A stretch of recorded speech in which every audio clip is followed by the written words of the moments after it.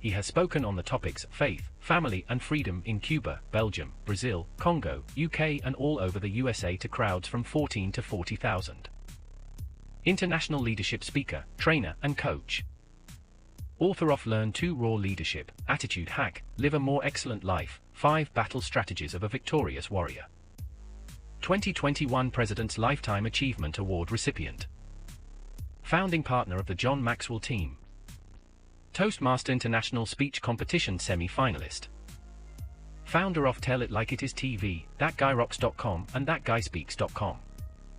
Creator of Story Power TV, Transforming Grace TV, and Leading Leaders Podcast. Producer of 4 TV programs and podcasts for Liftable TV and World Trumpet Television as well as multiple social media channels. Please help me welcome J Loren Norris. You know, there are 2 country music songs. One of them says, "You say it best when you say nothing at all." And another one talks about how all these things that are in your life, they bubble over into the conversations that you have that are secrets. And you kind of reveal them in your secrets. And that idea that when you're not speaking, sometimes you're saying even more than when you're speaking. And that's a leadership communication problem if you don't understand it. That's what I want to talk about in this episode of Leading Leaders. Stay tuned. Subscribe now for our extensive video library of leadership lessons promoting faith, family, and freedom.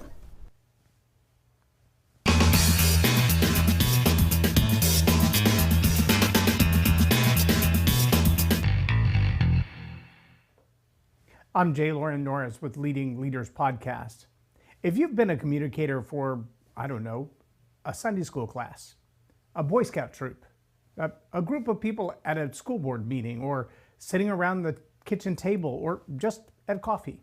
Maybe you've had that opportunity at a family meal, like a big Thanksgiving or Christmas holiday, when everybody's gathered around the extended table. You've got all the leaves in and everybody is there.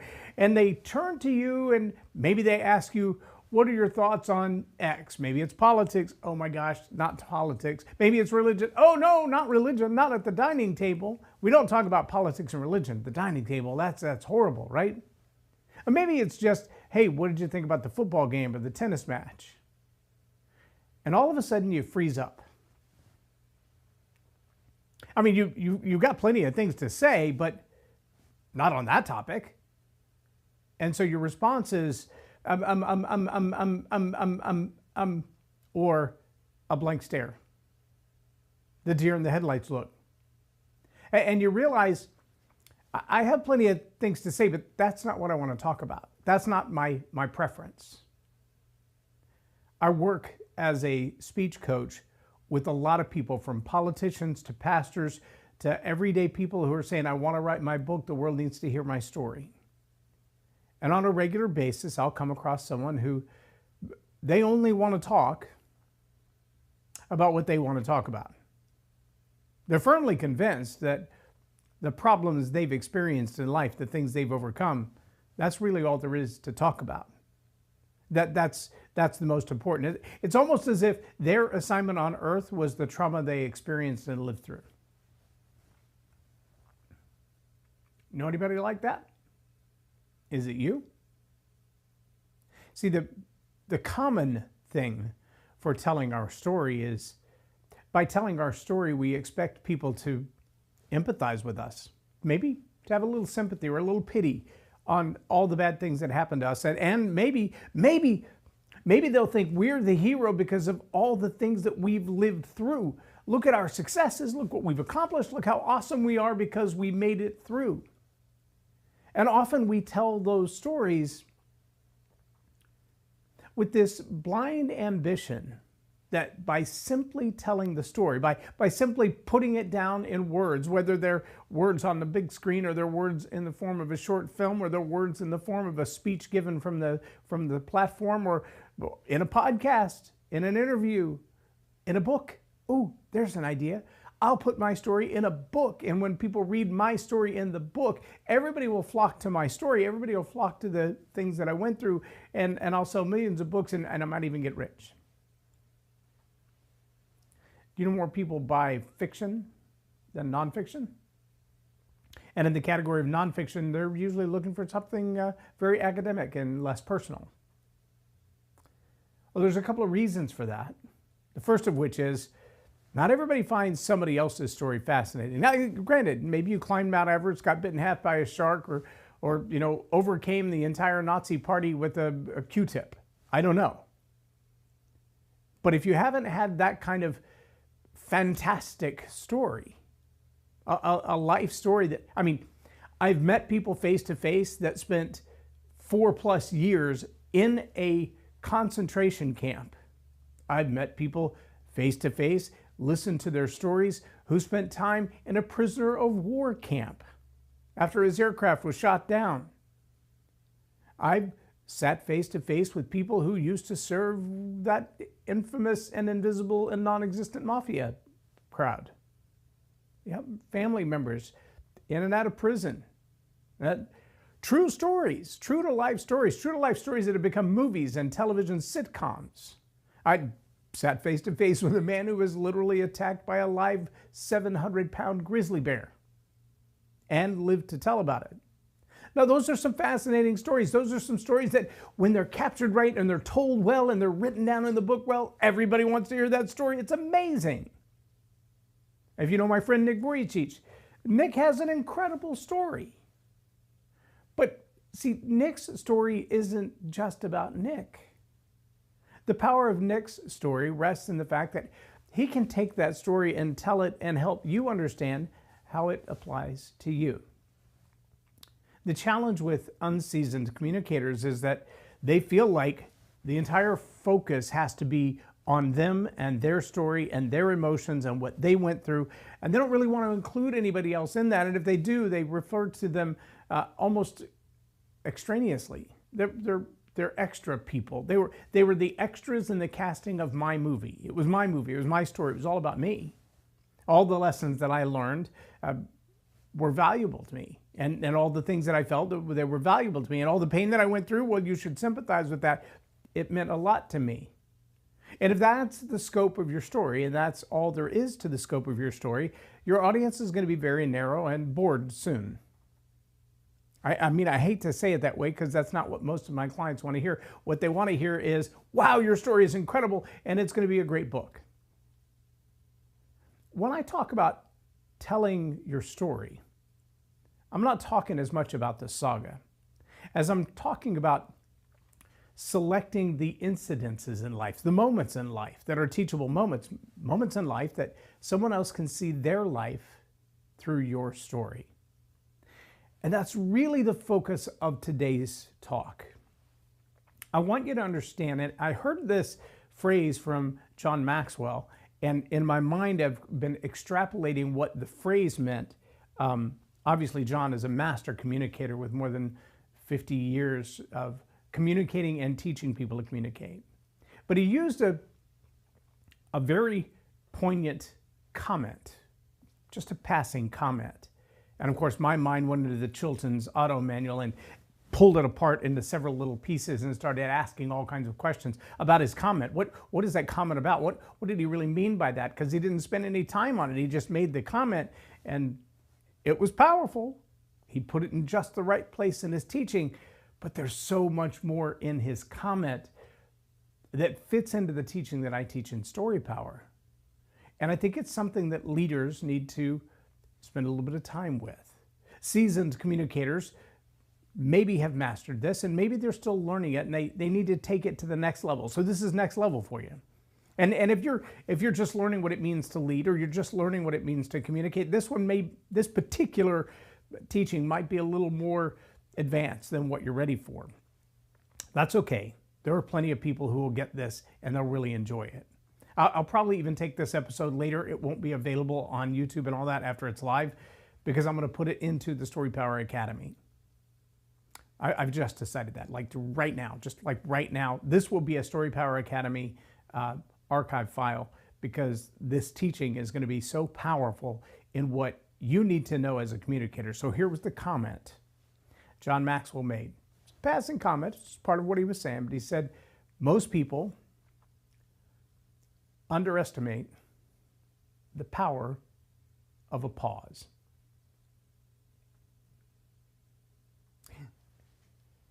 Now, I want you to understand what I'm about to say, because there's a lot more to it than the break in talking. I do know people who speak so fast, they never give you time to pause, to think, to reflect. They just keep talking, and they talk really fast, and they deliver a lot of information. And Andy Andrews is one of those. Great storyteller, great communicator, phenomenal, one of the highest paid speakers in the world right now. But he talks so fast, you could barely keep up with him, and he moves more radically than that. Dr. Caroline Leaf is another one of those who talks really, really fast, and you've got to listen fast to pay attention to what she's saying, because she'll put 6 books worth of stuff in a 45-minute teaching. Not a lot of pauses. The strategic communicator, though, doesn't just use pause as a moment to stop talking, to kind of let your brain catch up.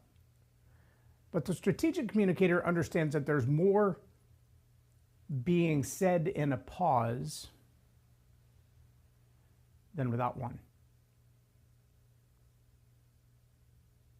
I'll give you an example of what a pause can do.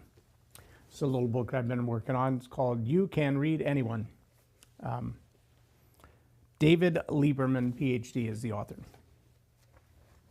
Early on in the book, he has a little call out here. It's called a quick take. And here's what he says in his quick take. I'm just going to read it to you word for word. It's on page 35. He says, a key component to graphology, which is handwriting analysis, looks at the distance between the pronoun I and the next word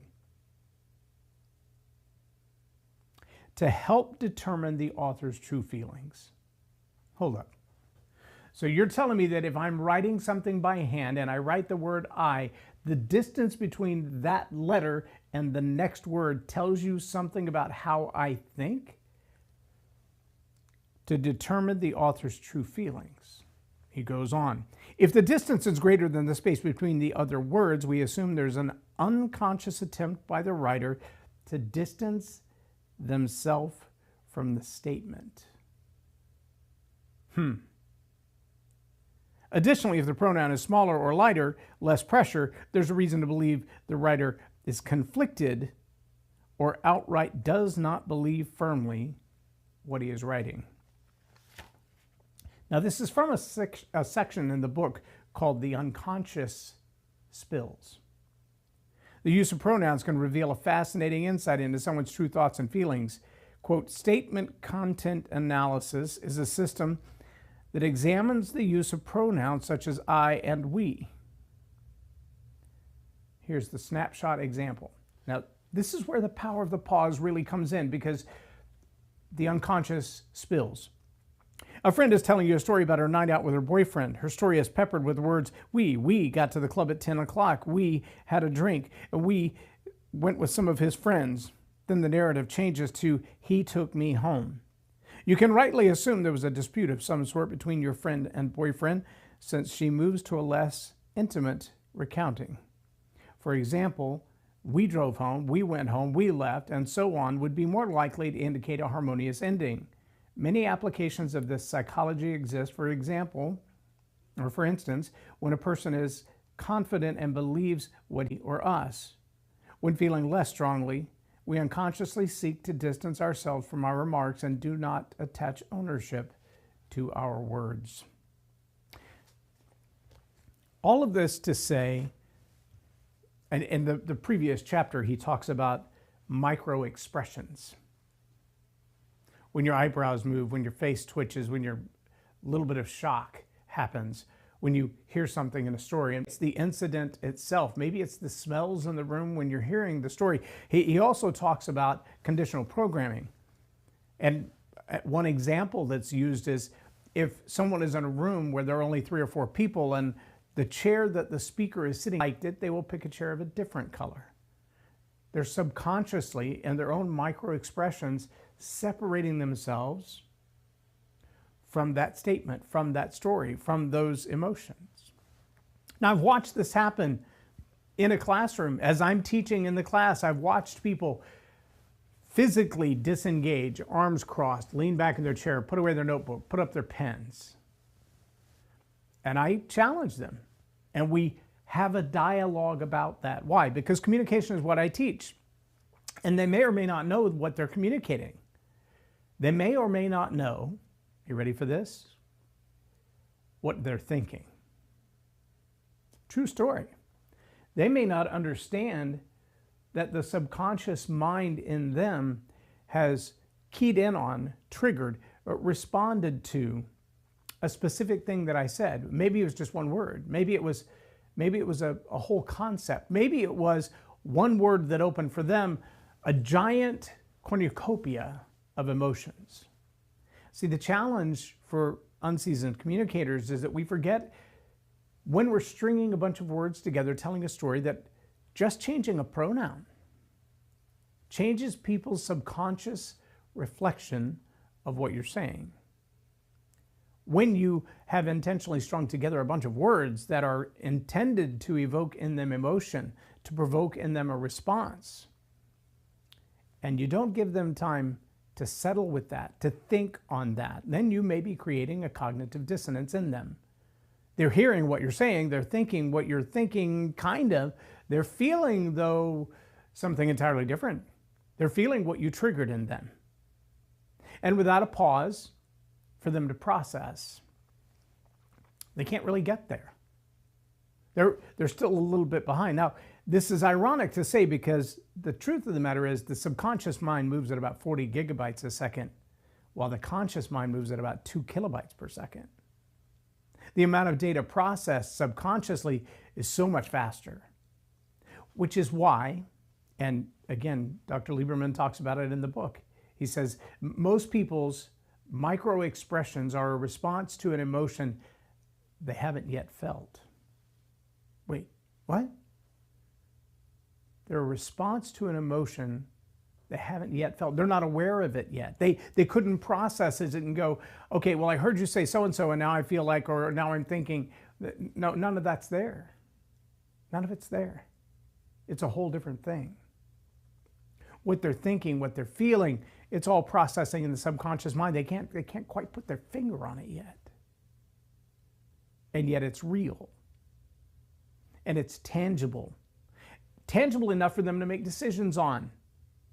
The conviction that they feel when they're writing out that statement, I believe, blah, blah, blah, blah, blah. If the space between the I and the word believe is different than the space between other letters, between other words, it may tell you they're claiming to believe it, but they don't really believe it. And if that kind of pause in writing, that kind of pause in a conversation, that kind of micro expression response to something you've said, to something you did, to details in your story, is so deeply seated in the subconscious mind that we can't stop it. What happens when, as a communicator, you leave out details? Well, the unconscious mind of the audience fills them in. Is that good or bad? I guess it depends on the intent of leaving out the details. I've had people straight up tell me, well, I'm not ready to talk about. They point to a concept, or they point to an incident, or they point to an event, or they point to a thought. And I'll say, what exactly was the thought that you were having there? Tell me a little bit more about that, because everybody in the audience is asking the same question, what really happened? And then they'll say, well, I'm not ready to talk about that. Okay, well then don't mention it. And it's okay that you don't mention it. But if you mention it, if you say, there was this incident where I learned X, okay, well tell us about the incident, because we want to know how we can learn X as well. If that was a bad moment in your life that taught you a massive lesson, I'd rather just hear the lesson, but I'd like to know what moment taught you that so I don't have to repeat that moment. But if you're not yet ready to talk about the moment, then don't point to it. Don't send me in the direction of that only to be there going, okay, what am I here for?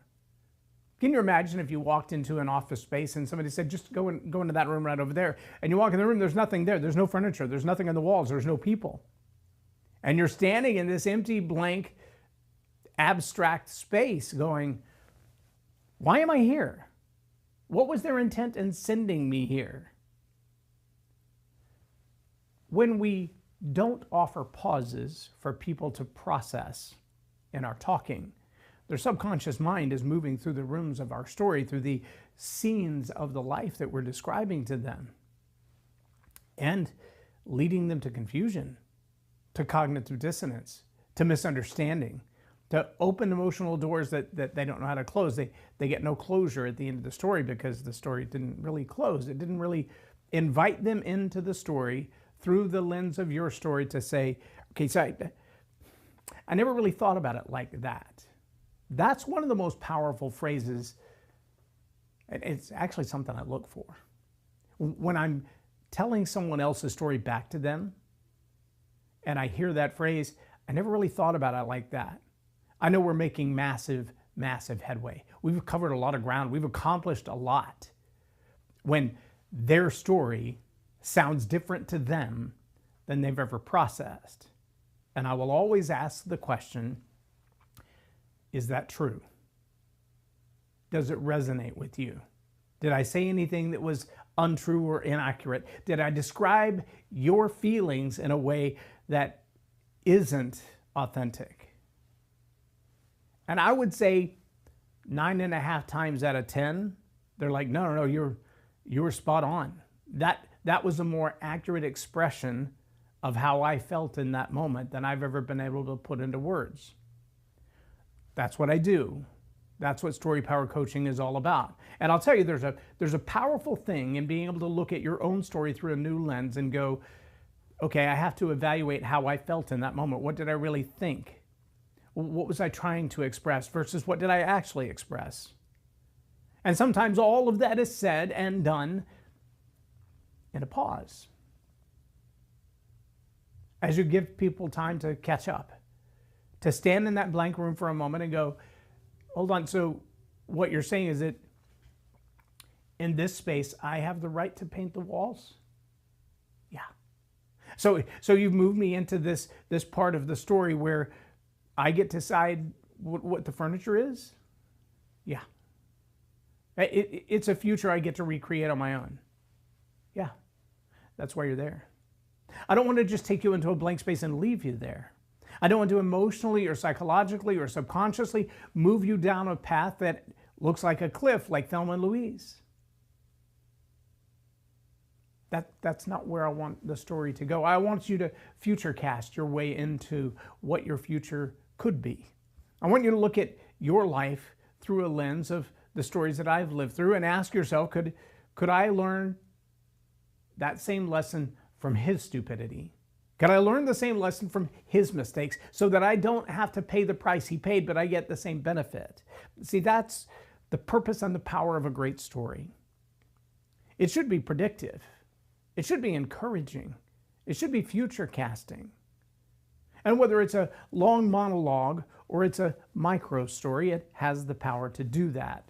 I prefer the micro stories because in the same amount of time, you can tell more of them. You can reach more people. Your story changes not so that you can just make a new point, but so that you can reach another audience. In fact, there are a lot of stories that, when well crafted, could make a dozen different points, could have hundreds of calls to action attached at the end, and just as effectively move people toward that action, provoke them to do, evoke them to feel, motivate them. And yet it's the same story. It just has different endings and different calls to action. The purpose of changing the story isn't necessarily to change the call to action. It's to change the audience that resonates with that story. And the power of the pause is what opens up the window to let all the butterflies out, or to let all the butterflies in. It's what allows you to walk into that blank room and go, okay, from here I get to create. Now, some people think you can do that with simple questions. a well-placed question at the right time in the story, it might do that. You might ask people to contemplate, to turn to their neighbor and say. You might invite them to imagine for a moment. I would almost never start a speech there. It just doesn't have the power of setting it up with the story, with setting them up to experience, to feel, to think, to provoke them to action. If those things don't happen first, then the power of the pause is more abstract than an empty room. It's not going to get them anywhere. You haven't told them what you want them to do when they get there. There's no instruction. If I led you into a completely blank room, I might say, now that you're here, remember the paintbrushes. You put them in your pocket 10 minutes ago. Remember the markers. Oh, by the way, check behind the door. You'll find the entire painter's palette. From here, it's up to you. That kind of invitation, that's what people are looking for. They want to know that through the lens of your story, they can see their own. They can find the problems that you've encountered similar to their own problems, and they can apply the solutions that you've discovered to their problems. That's the power of a great story. A story well selected, well crafted, connected to the audience, but the connection sometimes isn't in the repetition. It's not in the repeating of a phrase. While there's power in that, it's sometimes in the pause. While you allow all those things in the subconscious mind to come to light and look around. Do I really feel like that? Is that a valid feeling? Or is that a coping feeling? Did I choose that? Or has this moment in life simply found me and left me a victim? Do I have to stay a victim? Can I become a warrior in this moment and do something different with my life? Can I become the hero that others need when they find themselves in this same situation? Do I have resources they could never imagine? Sometimes those questions need a pause while the answer is sought. And you don't have to always answer the question for them. Sometimes, most times, a coach will tell you every time the greatest answer is already in you. My job is to help call it out. Believe it or not, that's what the word educo means, education. It means to call out the knowledge that is already within. You already know the answers. You just haven't looked in the right place just yet. That's what a great communicator does. And sometimes the greatest tool of good communication is a pause. It's an invisible power. You don't see what it's doing. It's happening inside the subconscious, the emotional centers of the humans that you're communicating with.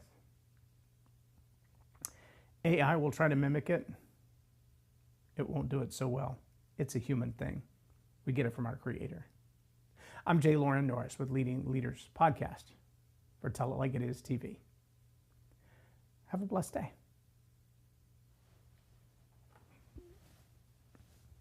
Lauren is a master teacher on storytelling, and I learned so much. I'm really going to have to sit down and go back through everything, and I think I might have to have some more coffees with Lauren, but it was totally worth my time, and I really highly recommend it if you're looking to grow your ministry, grow your business, grow your career.